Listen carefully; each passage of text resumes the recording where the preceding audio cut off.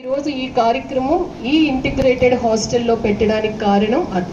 అలాగే ఏప్రిల్ 14న జరగబోయే కార్యక్రమాన్ని కూడా మనం సోషల్ వెల్ఫేర్ హాస్టల్లో పెట్టడం జరుగుతుంది. తర్వాత ఎన్ని సంవత్సరాలు ఇప్పుడు చెప్పినప్పుడు 199వ జయంతోత్సవం జ్యోతిబా పూలే గారిదని చెప్పారు. అంటే దగ్గర 200 సంవత్సరాలు.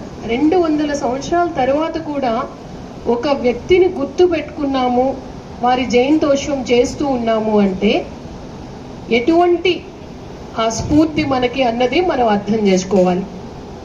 కారణం ఏంటి అంటే వారి మీకు ముందు పెద్దలు చెప్పి ఉంటారు, వారి కుటుంబానికి మహారాష్ట్రలో ఒక గ్రామంలో కొద్దిపాటి వ్యవసాయ భూమి ఉండేది. కూరగాయలు అలాగే ఫ్లవర్స్, పూలు ఎక్కువగా తాత తండ్రుల తాటి నుంచి కూడా పూలు బాగా పూల సాగు చేసేవారు, పూల వ్యాపారం చేసేవారు. అందుకే ఆ పేరు రావడానికి కారణం కూడా అదే. జ్యోతిబా ఫూలే అంటే తాత తండ్రుల నుంచి కూడా ఆ వ్యాపారం, ఆ పంట సాగులో ఉన్నారు కాబట్టి. చిన్నతనంలోనే తల్లి చనిపోయినా తనకుండే తెలివితేటల్ని చుట్టుపక్కల వారు గుర్తించారు. ఖచ్చితంగా ఈ పిల్లోడికి మంచి విద్యని ఇవ్వాలి అన్న ఆలోచనతో కుటుంబంతో పాటు సొసైటీ కూడా సపోర్ట్ ఇస్తే చక్కగా చదువుకున్నారు వారు. తర్వాత చదువులో మనం అంటే కుల మత వర్గ విభేదాలు ఉన్నాయి, అందరినీ ఒకే రకంగా చూడట్లేదు అని ఎప్పుడు అనిపించిందో అప్పటి నుంచి ఖచ్చితంగా కుల మత వర్గ విభేదాలు లేని దేశాన్ని చూడాలి అన్నది వారి తపన. వారి తపనకి తగ్గట్టే అనేక కార్యక్రమాలు వారు చేశారు. దాంట్లో ముఖ్యమైనది ఏంటంటే ఎడ్యుకేషన్. అందులోనూ ఆడపిల్లలకి గర్ల్ చైల్డ్ ఎడ్యుకేషన్ ఉంటే కుటుంబం బాగుపడుతుంది, సమాజం బాగుపడుతుంది, జిల్లా రాష్ట్రం దేశం బాగుపడతాయి. తనంతట తాను నిలబడగలదు స్వయం శక్తితో ఆ మహిళ. అలాగే ఏ చిన్న అవరోధాలు వచ్చినా కూడా ఎదుర్కొని ముందుకు వెళ్ళగలదు అన్న ఆలోచనతో 1848 అంటే ఎన్ని సంవత్సరాల క్రితం చూడండి, 1848లోనే ఒక స్కూల్ని, అందులోనూ ఆడపిల్లలకు ఒక స్కూల్ని స్థాపించారు అంటే జనరల్ గా మనం చాలా మాటలు చెప్తాం, కానీ అమలుకు నోచుకోవవి. కానీ వారేం చేశారు, తన భార్యను ముందుగా చదివించి అదే పాఠశాలలో ఆమెని టీచర్గా ప్రోత్సహించి టీచర్గా నియమించారు. అంటే ఎంత ఆలోచన పరులు, ఎంత మహోన్నత వ్యక్తి మనం ఒక్కసారి ఆలోచించాలి. అంటే సంఘ సంస్కరణలు మనం మాట్లాడేటప్పుడు father of the social reforms అని మనం చెప్తాం జ్యోతిబా పూలే గారిని. ఎందుకు చెప్పుకుంటాం? ప్లాన్ చేశారు, ఆచరించారు, 10 మంది ఆచరించే విధంగా సొసైటీలో వారు ముందుకు నడిపించారు మన అందరినీ. అందుకని ఇన్ని సంవత్సరాల తర్వాత కూడా గుర్తు పెట్టుకుంటాం. అక్కడ కొన్ని సంవత్సరాల తర్వాత మరో 2 బాలికా పాఠశాలలు వారు స్థాపించారు.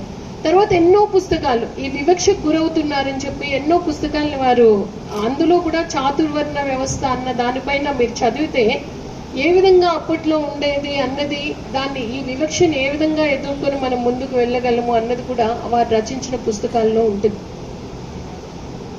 కానీ అంటే ఈ హాస్టల్కి నేను ఇంతకు ముందు విజిట్ చేశాను. ఈ హాస్టల్ జనరల్ గా బీసీ వెల్ఫేర్ హాస్టల్ అయినప్పటికీ this is the integrated hostel.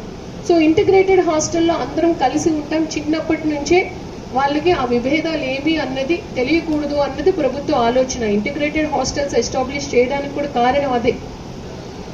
మనం కూడా పిల్లల్ని చిన్నప్పటి నుంచి పిల్లలకి అదే విధంగా మనం ప్రోత్సహించాలి. ఒక వ్యక్తిని మిమ్మల్ని నేను ఎదురుగా చూడగానే మీరు ఏ కులము అని నాకు తెలియదు కదా, ఏ మతము అన్నది నాకు తెలియదు కదా, మరి అటువంటి ఆలోచన ఎందుకు వస్తుంది, అటువంటి వివక్ష ఎందుకు వస్తుంది? అది రాకూడదు, పిల్లల్లో అస్సలు రాకూడదు. మీరు చూస్తే ఈ మధ్యన నేను క్యాస్ట్ ఎంక్వైరీస్ చేస్తూ ఉంటాం. Joint collector is the authority, but final గా గజెట్ పబ్లికేషన్ కి ఫైనల్ ఫైండింగ్స్ ఇవ్వడానికి కలెక్టర్ దగ్గరకు వస్తుంది. ఈ మధ్యన చూస్తే తమిళనాడు నుంచి ఒక మహిళ పిల్లల్ని స్కూల్లో వేసినప్పుడు క్యాస్ట్ ఏం రాయాలి అని అడిగినప్పుడు నో క్యాస్ట్ అని రాయమన్నారు. నా పిల్లలకి క్యాస్ట్ వద్దు అని. సో స్కూల్లో వాళ్ళేమో దాన్ని అంగీకరించలేదు.